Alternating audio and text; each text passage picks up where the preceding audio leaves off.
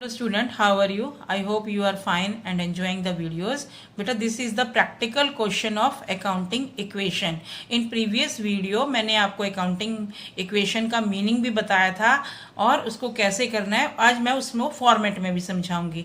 लेकिन इससे पहले मैं आपको हर एक एंट्री में बताना चाहती हूँ कि कैसे आपके एसेट्स इंक्रीज होंगे और कैसे डिक्रीज होंगे. After that we convert it into a format form. Clear?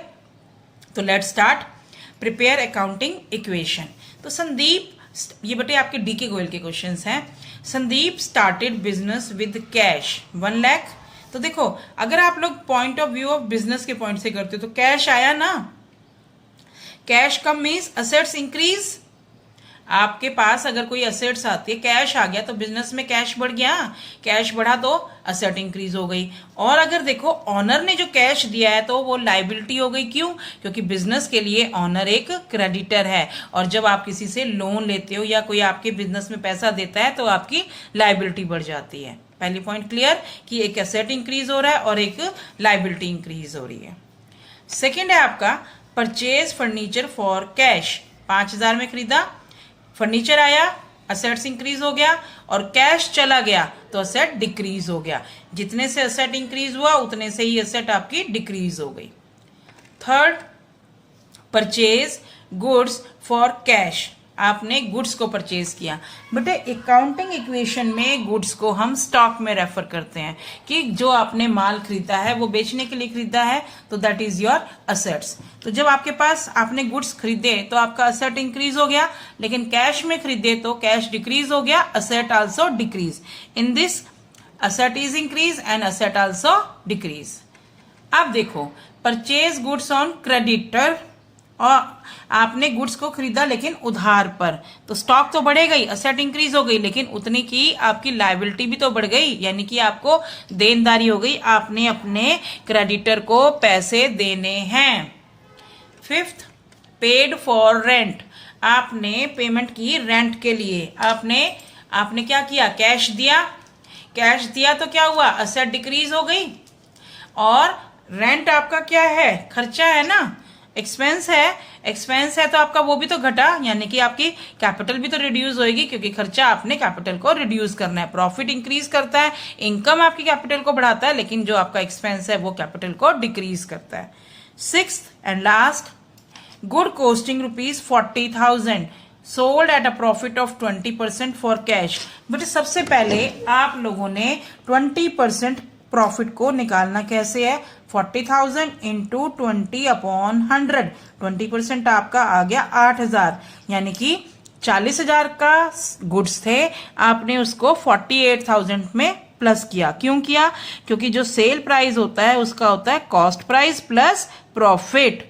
तो आपका कॉस्ट प्राइस था 40,000, ठीक है, और प्रॉफिट अभी आपने निकाला 8,000. क्लियर? तो आपकी सेल प्राइस कितनी हो गई? 48,000. तो आपके पास कैश कितना आया? 48,000. आपका कैश इंक्रीज हो गया. स्टॉक कितने से डाउन हुआ? 40,000 से. और यहां पर कैपिटल में कितना इंक्रीज करेंगे?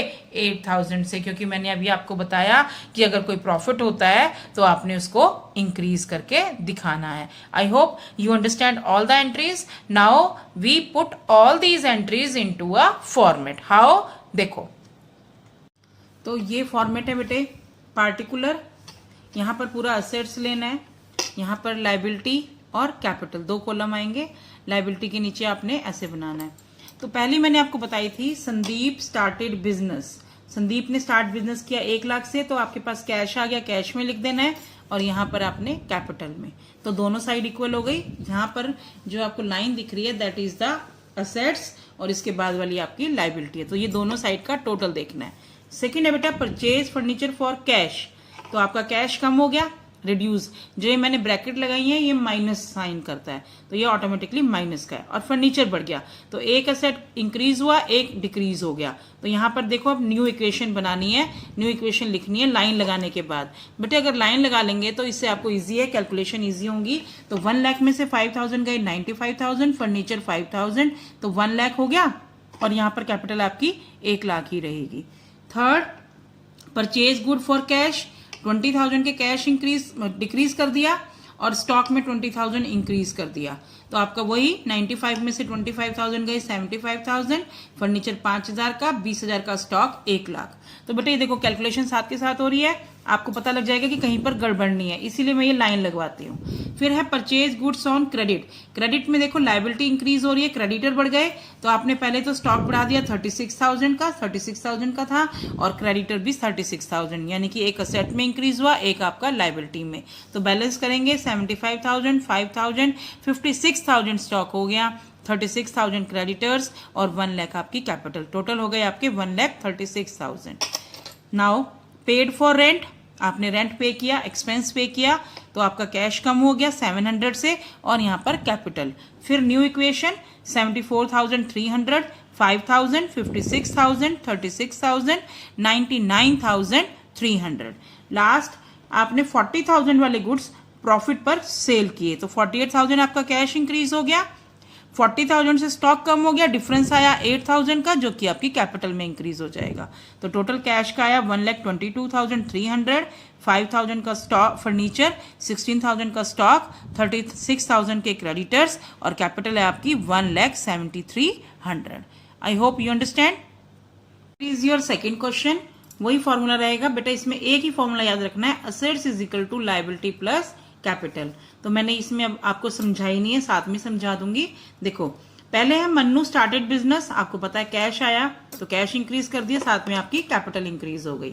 फिर है second, bought furniture for cash, आपने फर्नीचर लिया है 500 रुपए में, तो 500 यहां से माइनस हो जाएंगे, फर्नीचर में ऐड हो जाएंगे।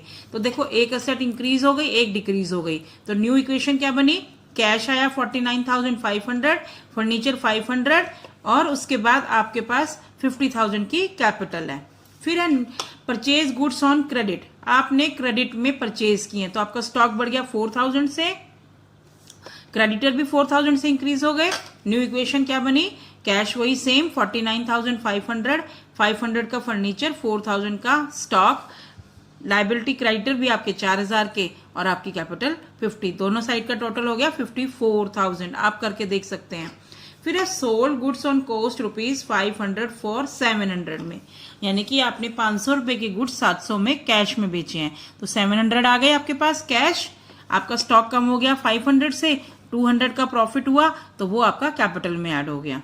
न्यू इक्वेशन बनी 50,200, 500 फर्नीचर, आपका उतना ही स्टॉक कम हो गया 3,500, क्रेडिटर्स वही रहेंगे, और आपकी कैपिटल बढ़ जाएगी 50,200। Clear. Now received rent, received rent भी आपकी इनकम सोर्स है, 200 यहाँ कैश में इंक्रीज होंगे, बाकी कहीं नहीं आएगा, कैपिटल में जाके सीधा ऐड हो जाएंगे 200।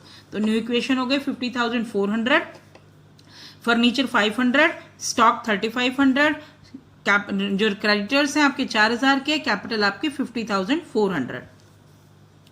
नेक्स्ट है परचेज गुड्स फॉर कैश, आपने कैश में परचेज किए, तो कैश कम होगा और स्टॉक बढ़ जाएगा, और तो कोई चेंज नहीं आएंगे। तो आपकी न्यू इक्वेशन बनी 49,400, फर्नीचर 500, स्टॉक इंक्रीज हो गया 4,500, और आपका क्या हुआ 4,000 आपकी क्रेडिटर रहेंगे और 50,400 ही कैपिटल। नाउ आपने पर्सनल यूज के लिए विड्रॉ किए हैं, विड्रॉ फॉर पर्सनल यूज यानी कि ड्रॉइंग। ये मैंने आपको कहा था कि कैश भी कम होगा और आपकी कैपिटल, क्योंकि कैपिटल में से ही आपने पैसे निकालने हैं, तो कैश निकाला है तो कैश भी कम हो गया, तो आपका और ड्राइंग कम कैपिटल में से हो गई। तो न्यू इक्वेशन आई 48,700, फर्नीचर 500, स्टॉक 4,500, क्रेडिटर आपके 4,000 और 49,700 इज योर कैपिटल। उसके बाद आपने क्रेडिटर्स को पे किए 400 रुपए, पेड टू क्रेडिटर्स 400 कैश कम और 400 आपके क्रेडिटर रिड्यूस हो जाएंगे। तो न्यू इक्वेशन आ गई 48,300 कैश, फर्नीचर 500, 4,500 स्टॉक, आपके जो क्रेडिटर्स हैं बेटे रिड्यूस होके 3,600, तो आपकी कैपिटल वही रहेगी। उसके बाद आप लोगों ने फर्म की सैलरी दी, सैलरी दी है 200 रुपए की, तो कैश कम होगा और आपका एक्सपेंस है तो capital.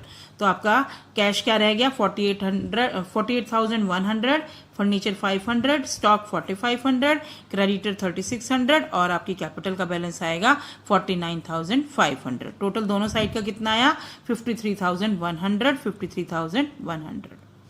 I hope you understand the question. Now the third question बेटे, फॉर्मूला वही रहेगा, assets is equal to liability plus capital.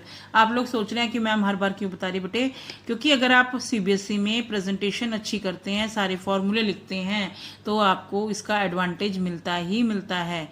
ठीक है, तो अब यहाँ पर particular, assets, liability plus capital. तो सबसे पहले started business with cash, 2 lakh से शुरू किया, वही आपको याद हो गया होगा, कैश और कैपिटल इंक्रीज हो गई.